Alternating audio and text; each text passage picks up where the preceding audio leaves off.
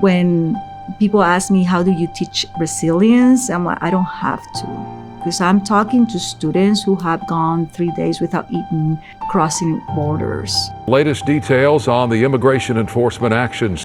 One of our community's biggest struggle in this moment is that we're not seen as human.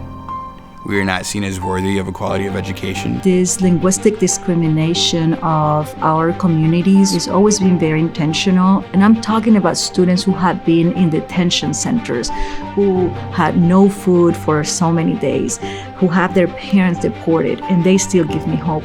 It's kind of an angry, it's more anger than anything.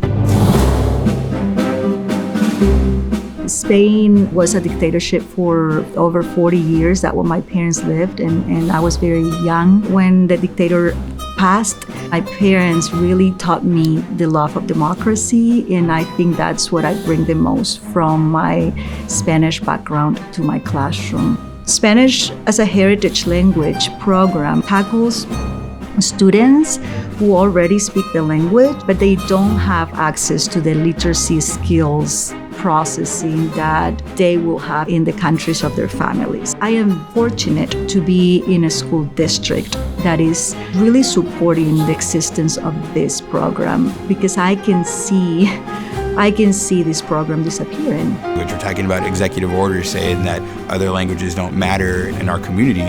And Dr. Silva is essentially saying, who cares what you say? Freedom is something that we all deserve. We shouldn't have to work for it. And it shouldn't be different depending on where you come from, what language you speak, what gender you are. She's like leading the revolution from her classroom. Kids should not have to worry about getting stopped by ICE coming to school like they are. I think the adults should do better.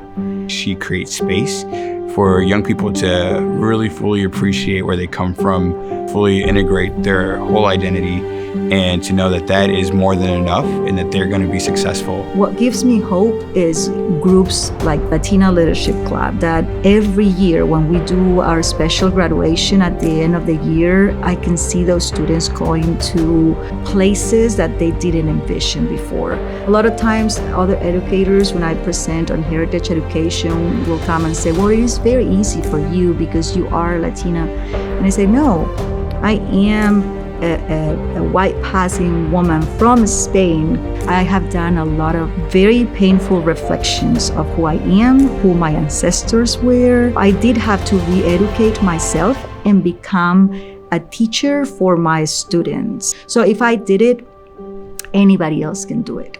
Embark in conversations, authentic conversations with your students. Listen with your heart, and then take action with it. It can be in a math class, it can be in a science class. Get that education on what is culturally and linguistically sustaining. Embrace and welcome different languages in your classroom, because the reward is the humanity of your classroom. Dr. Silva's fight is our fight. Her story reminds us that education is more than a curriculum. It's not enough to listen. It's time to act. Our students, our families, and our futures depend on it.